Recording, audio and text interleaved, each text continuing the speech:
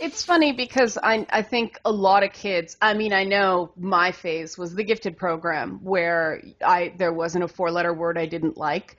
But the it's funny because I could drop F-bombs and every other offensive word under the sun, but the whole idea of attacking someone for being gay was some was a place I just didn't see the point in going. Even when I was, 9 years old. Yes, I swore like a trucker when I was nine, confession. But it that's the thing that amazes me with the 12-year-olds. And this is why I don't find shooter communities fun, is that I get very distracted thinking, who set the example of talking that way to people, to a 12-year-old? Like, obviously, yeah, if a 12-year-old's in there playing Halo multiplayer, not the greatest parenting in the world, but obviously it goes so much deeper than just giving your kid an M-rated video game. What do you think about that?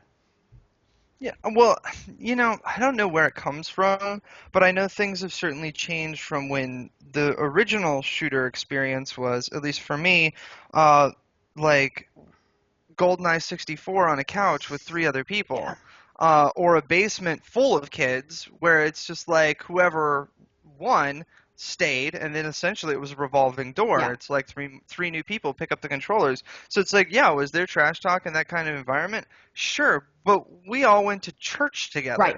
So it's like the kind of trash talk we had was completely different than, fast forward from the 90s into the 2000s where you pick up an internet connection to where it just became, what you would hear at the Laugh Factory, and it's kind of like, wow, this is different.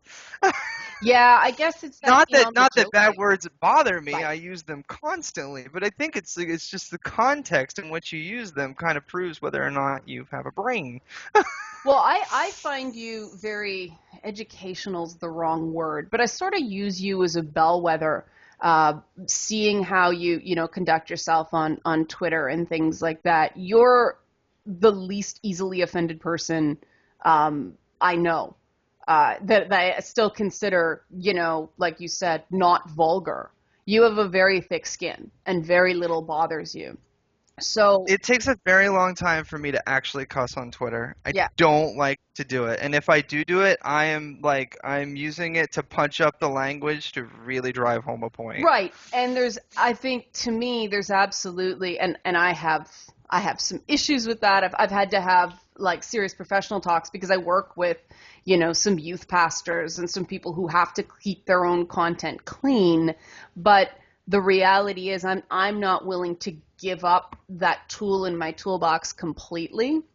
Right. Now, that being said, trying to find the line is difficult sometimes. I mean, hey, I came from comedy, and this is one of the things that really concerns me about gaming is that, in comedy, too often people get lazy and rely on vulgarities.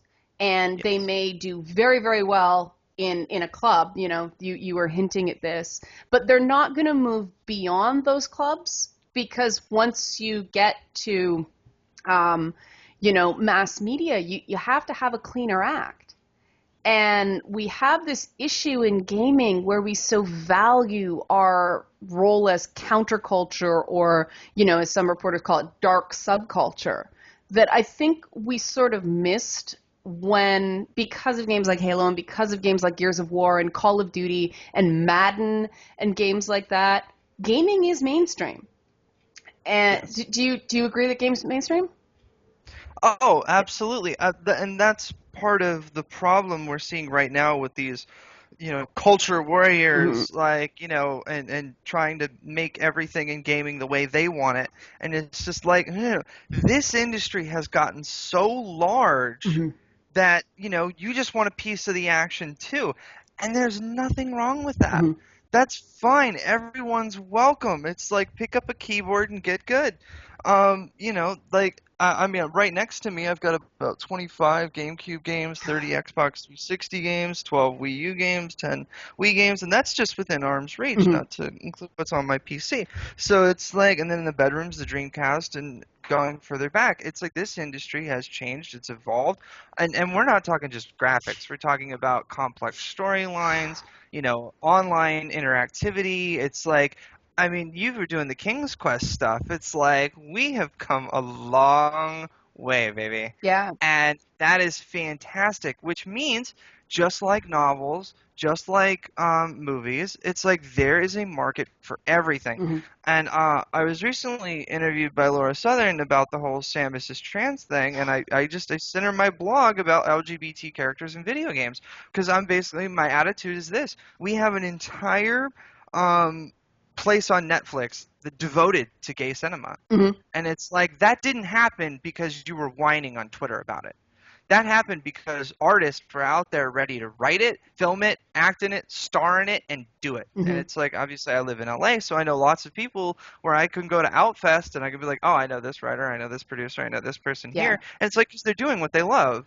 And it's like one day there will be so many LGBT people interested in gaming that they'll start talking to each other, they'll get together, and they'll start making games themed around their identity or, whatever. It's like fantastic. Hmm. That's awesome. Nobody's stopping you. The only person stopping you is yourself.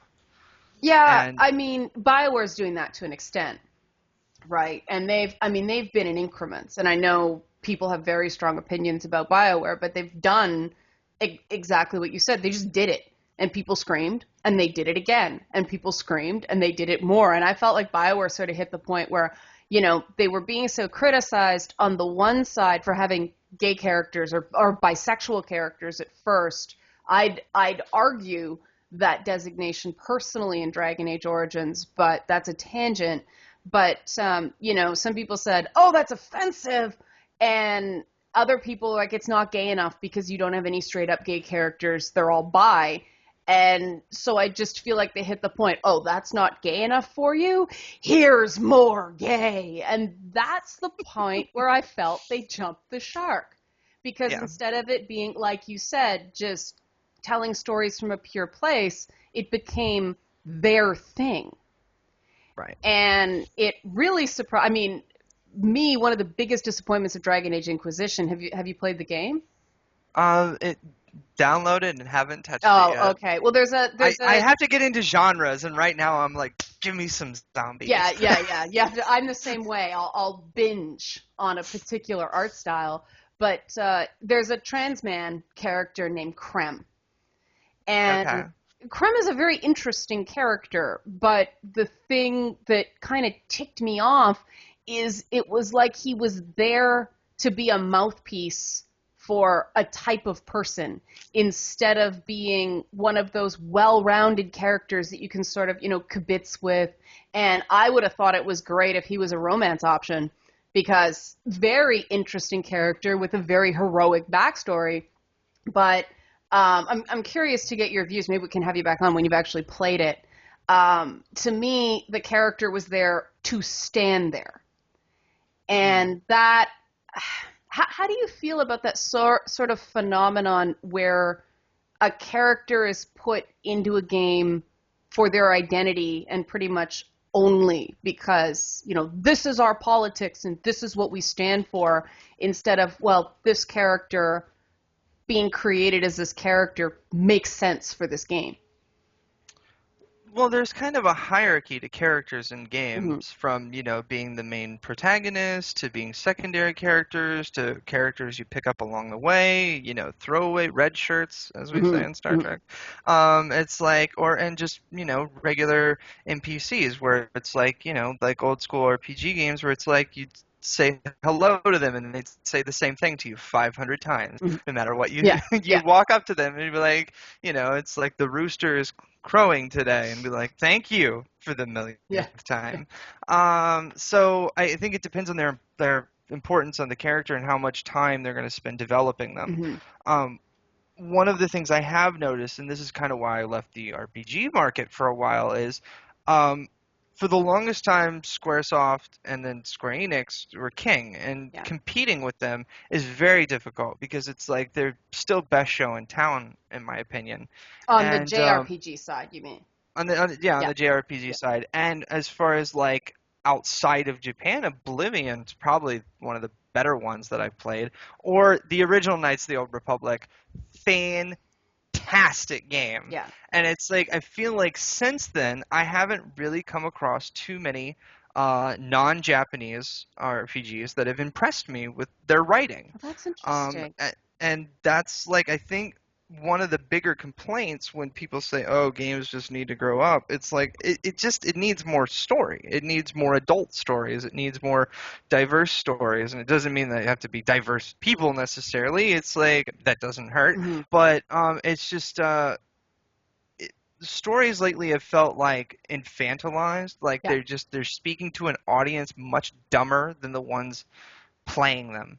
And it's like gamers are usually very savvy people. It's like and it's solving complex you can't do real-time strategy games like StarCraft and not have a complex way of thinking. So it's like when you get essentially a children's book level of storytelling, you're just left going, God, just give me the where's the beef?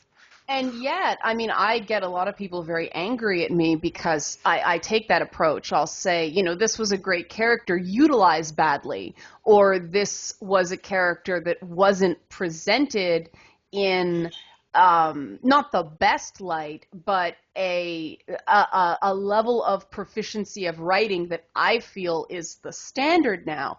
And I'll get a lot of emotion coming back at me that there are people that identified so strongly with some of these characters that they can't separate me saying this character was not well utilized from me saying this character was a bad character. And people automatically jump to the worst possible implication of what I'm saying. And I think that may be where some of that sort of derivative quality you've identified is coming from. That it's that lowest common denominator phenomenon, right? It's that companies want to sell 5 to 7 million games consistently. And you and I both know, both being in sort of entertainment hubs, you don't do that with nuance, right? Right. Yeah. I mean, the gaming was always a niche thing, and this is why I have a hate-love relationship with Nintendo, is that, in Nintendo's origins, like all of those guys, like, man, they were gamers, Yeah. they were programmers. It's like this was their craft, this was their art. And the longer it went on, the more it just became about money. And it's like, just show me the money, show me the money. And it's just like, and then at the same time, I'm just like, well, if you really want to make the money, then put Pokemon on the Wii U and make a full-fledged 3D RPG Pokemon game. With Because people have ever amiibos, since, yeah. yeah, with amiibos, Yeah. whatever. It's like, and make more amiibos to satisfy demand. Yeah. It's like, because there are all these opportunities for you to make just bucket loads of money. Or you just print money. And it's like, you're just like, yeah, no, we're not going to do that. We're not going to do that. We're not Jap- going to do that. And it's, Japanese companies tend to be more cautious, I've found. I mean, Sony frustrates me for the same reason. They're like Tearaway Unfolded, which is a game out right now. Great game! But they're being super cautious with the marketing of it, I guess because it's half a port from the Vita. But I mean, you see Mhm. what Microsoft's doing with Gears of War, and it's a rebuilt game, but it's the same game as the original. It's just, they added the Games for Windows Live content at the end and made it look really pretty and sound better, and they marketed the snot out of that thing. Whereas the Japanese companies are more, this isn't a grade A product, so we're going to be more cautious. I kind of respect that, and yet at the same time, I don't know how you feel about sort of this statement, but I feel that if a company's not going to proudly fly their own flag, I don't know how I have trouble getting excited about it because I find I'm constantly defending companies like that instead of just going, yeah, they're wearing it proud and I can be a part of that. From a marketing perspective, what's your view of sort of that opinion? I agree Okay. wholeheartedly. The issue in the West is that every time a game studio gets good and develops a lot of really good games, they get bought out by a conglomerate or a major super Hmm. studio. Hmm. I mean, Rare gone, Westwood gone, Bullfrog gone. Well, I old school mean, these BioWare is gone. yeah, Yeah. it's like all these companies have been bought up. They're like, so it's like if you see their logo in a game, they're just doing it to sell you a product because the team that worked on the original Westwood games or Bullfrog, whatever, Yeah. they're not there. No. They don't work there anymore, and it's just depressing. I know my friend Tyler Valle was doing a series on like basically lost legacies, it's essentially talking about like all the great companies of old, how they've all been scooped up Hmm. by companies like EA and Microsoft, and then they're just sitting on these IPs like baseball cards, and they're just not doing anything with them. And it's like, man, these artists created these staples in gaming, and now it's like you've got them locked in a vault behind copyright laws that nobody can touch. And it's like, what are you doing? What happened to gaming being about the art of making games? Well, the EA one was especially kind of shifty because, that was, and this is one of the most tragic ep- episodes in gaming for me, the fact that, those studios kind of created a Voltron of indie studios to survive because they were going, we don't have the distribution, we don't have the marketing, we just don't have the infrastructure to, we can't compete today. In 5 years, we won't even be able to survive. So they formed this sort of collective, which, if you look at who invested in it, one of the people was John Rich Tiello. They then sold to EA. Next thing you know, Johnny's CEO of the company. And that is one of those things where you kind of go, that's odd. What was the behind the scenes? And I mean, if you look at the investors on that deal, you have, Bono's shell company and all these people who, like you said, just want to make money off of games instead of, and Hollywood's the same way. Let's face it, whenever something becomes mainstream, this happens. But you do have a lot of people that don't give a damn about the games, and but they do care very much about the money they stand to make from the games. And that couldn't that be why they're sitting on these IPs? Because they don't care. It's all about moving, ironically, moving pawns around a board.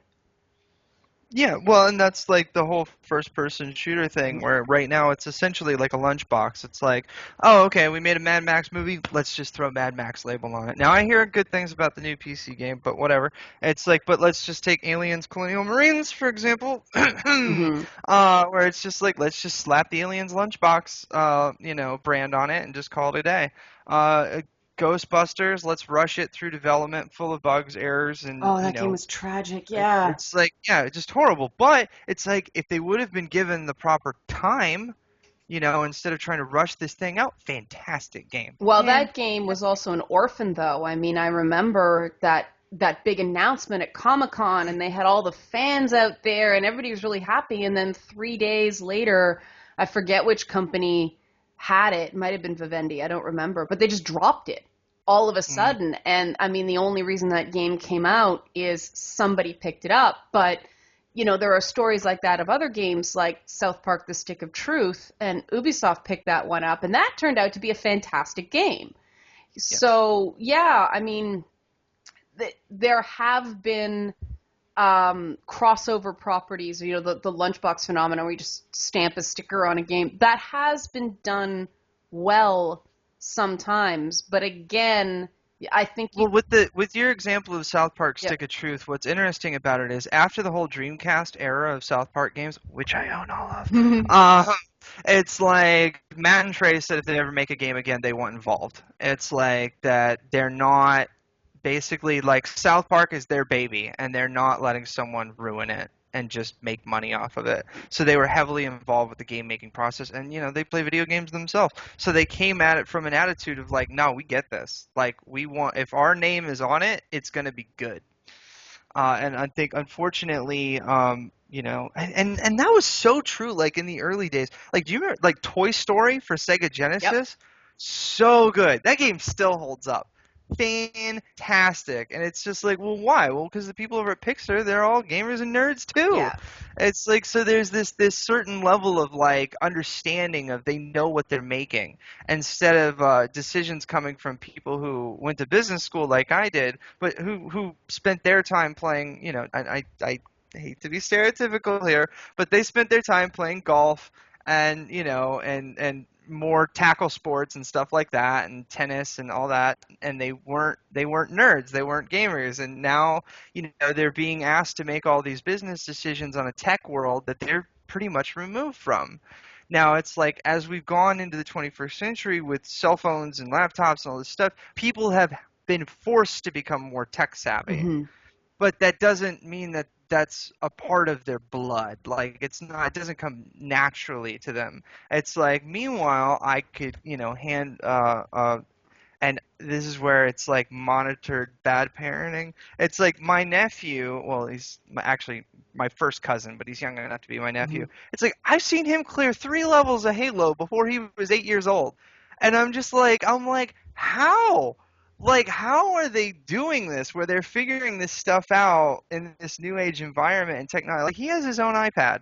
And it's like, and he's able to use it better than my grandmother can use a laptop. And I'm just like, these kids, and I was like, for our generation, I was the one taking apart a Yeah. stereo and putting it back together. It just came naturally. Yeah. But but what I'm getting away from is, it's just, you have this certain type of person that is very tech savvy and they're into it and they get Hmm. what the decisions they're making about. But then you have people that just see dollar signs, and that's the world they come from, and that's what they understand. So there's this disconnect on quality versus quantity and money. What is it in marketing? You'll know way more about this than I will. That doesn't see that quality is the first step to making money. Like, that doesn't seem to be true anymore in the minds of a lot of marketers. Because they're two different departments making Okay. decisions that often get into huge fights with each other. I think the most recent example I can give you is Terminator Genesis. Okay. It's like, here you have the producer, staff, and director come out and say, why the hell did you do that to the trailer of the movie? Okay. Where they did the whole big reveal that, like, I'm smart. I know how bad movie trailers have gotten in 2015, 2014. I did for a few. I'm like, all right, they're doing a new Terminator movie. You know you're going to watch it, so do not watch the trailers. So when the big reveal happened, I was like, oh my god, I totally didn't see that coming. That is so awesome. Oh, it's like, I'm like, yes. But the person who saw the trailer and Hmm. already knew it coming was just like, I waited half the movie. I knew this was coming. And it's like, the director was like, you ruined this movie. And it's like, because the studio who owned the movie hired this PR company to make the trailer. They made the trailer and they put it out. So it's like, the people who spent all that time, money, and Yeah. effort to make this film had their entire movie ruined at the box office. Because, I mean, you look at the Rotten Tomatoes score and it is awful, and it's I thought because it was a good people. movie, It personally. was it was a, it was a very good. In fact, I dare to say it was like almost as good as Terminator 2.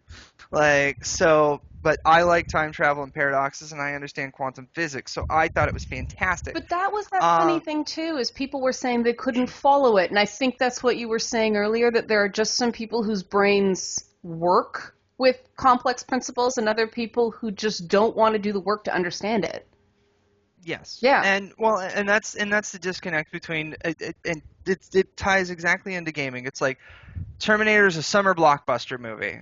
It's like, it's a popcorn movie, so you're gonna have a huge audience Hmm. showing up to get it, of all different ages. And the question is, can that average Joe in the seat understand quantum physics and quantum theory and what's going on, and why all these different time travel scenarios could happen, and, like, what is a convergence and things like that?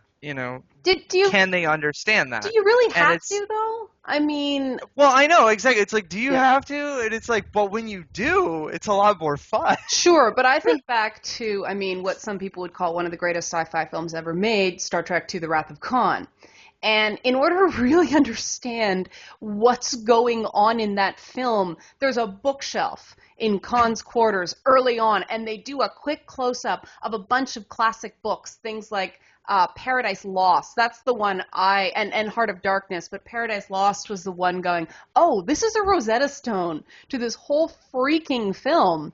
And if you Mm, haven't read those classic works of literature and been a fan of sort of those old submarine military films, like The Hunt for Red October was a contemporary, but that sort of track, you right. experienced Wrath of Khan on a very different level, but that didn't mean you didn't like the movie.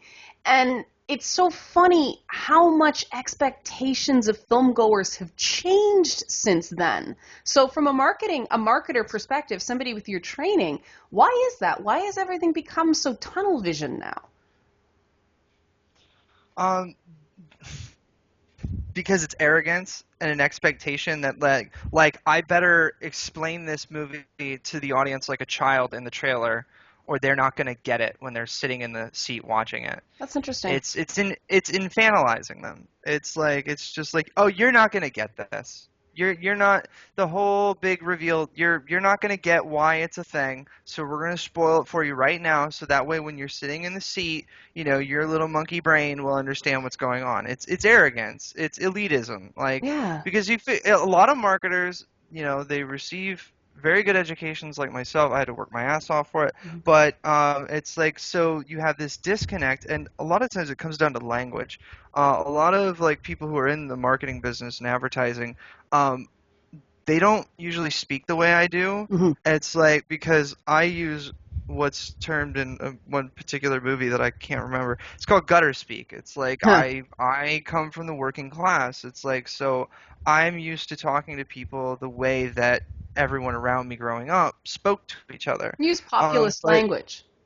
Yeah. exactly, and it's like, but when you get into that level of like Ivy League, it's like there's more of this aristocratic language. So it's like they just think they're better than everyone else, and it's just like you're absorbing the same material, but it's just like it's this attitude of like, well, we need to dumb it down because these little people, these lay people, these laborers, they're not going to understand this complex idea, and it's like you don't know what they're capable of understanding because you don't even talk to these people.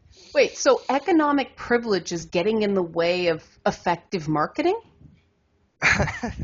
I could talk about economic privilege all night Yeah, today. but I mean that sounds to me essentially what you're saying, that you have sort of an elite class looking down on, the 99% for lack of a better term, who's, $10 or whatever it is for a movie in your state. They're the ones driving these billion-dollar franchises, and what you're saying is the people marketing them look at them as a subspecies. Yeah, well, because they're all numbers. They're Right. just numbers on paper. It's all statistics. You remove the human element out of it. And as far as like marketing research and the way that it's gathered these days is you're paying somebody at a mall, maybe minimum wage, Hmm. essentially. It's like whatever the legal lowest limit you can possibly pay them. They're standing in a mall with a clipboard and they're trying to beg people to do this survey for them for at Yeah. most $5 or $10, Yeah, I've seen and that. that's how they get their statistics. And then those statistics are forwarded back to a home office where you got a bunch of people with college degrees and stuff like that, um, just crunching the numbers, and then that number is given out to somebody who's been doing this for 30, 40 years, Mhm. and it's so far removed from the human component of that person sitting, either sampling a product or viewing a product or whatever, Mhm. that they have no human interaction with what's going on in the process of understanding this data at all. Now, could that explain why there's so much bad video game marketing out there too? Because I mean, I see like the first Dead Space to me is Oh, you absolutely. could Like teach bad these games marketing with are. that. Whoops.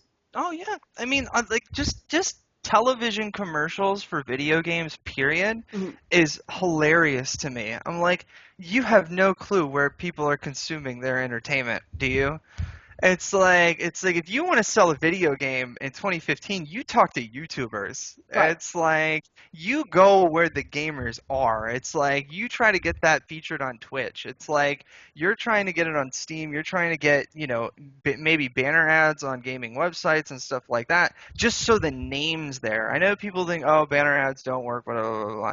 It's branding.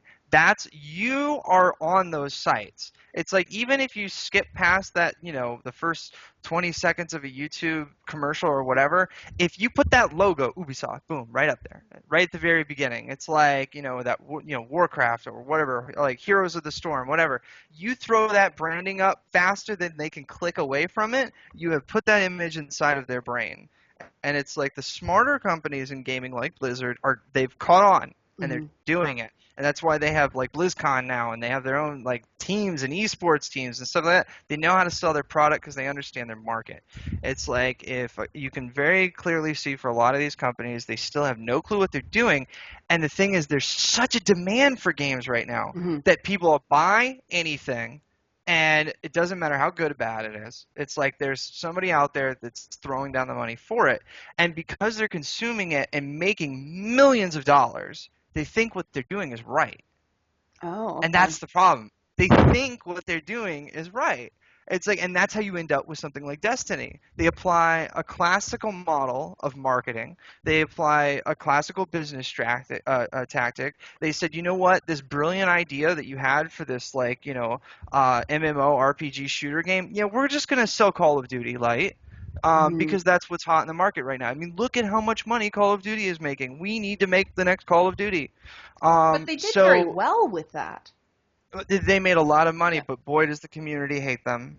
It's So do you like, think they'll get bit on the next game they put out? I mean, Bungie's not going to make something new for a while, but I mean, well, that was, well, Activision, what, 343? Or was it Activision and Bungie is Destiny. Yeah, Bungie's name is attached to it? yeah, Oh, God, poor Bungie. yeah. I just blame Activision for Because personally. I mean, Destiny was an example of we're going to throw a ton of money at this, and it was that spend money to make money approach. And I really wonder how much. I mean, the DLC now is all gravy.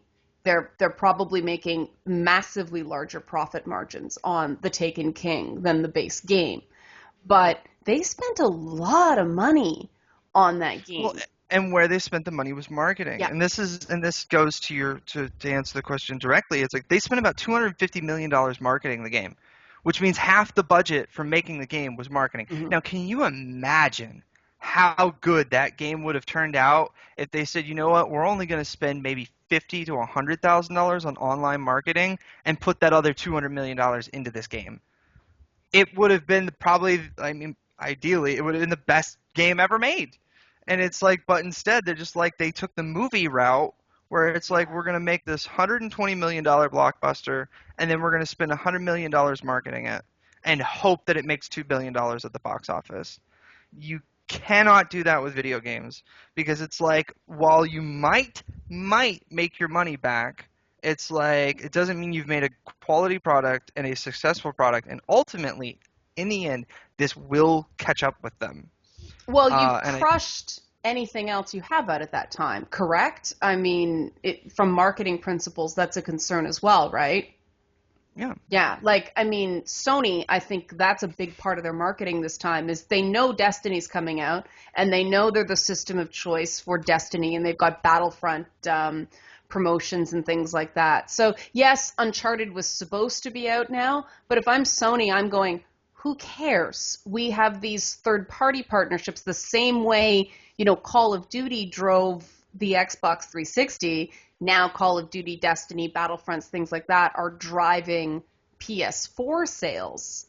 And this is when it starts to sound very cynical to me. Is it cynical or is there actually some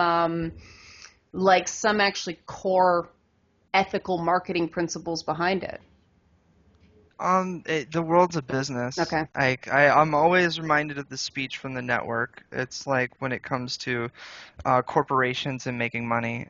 At the end of the day, the product doesn't matter. It's all about the dollar. Hmm. And if it no longer becomes profitable for them to put out broken games, if it no longer becomes profitable for them to leech on $120 worth of DLC, it's like when it's no longer profitable for every single game to have in-game transactions, they will stop doing it because the market will have responded. Hmm. And for whatever reason, for as bad as the economy is, gamers sure seem to have a lot of money to blow.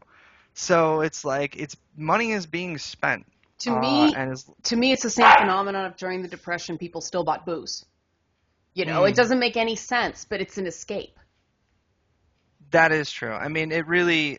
I mean, I look at my own life, and it's like video games kind of are my drug of choice.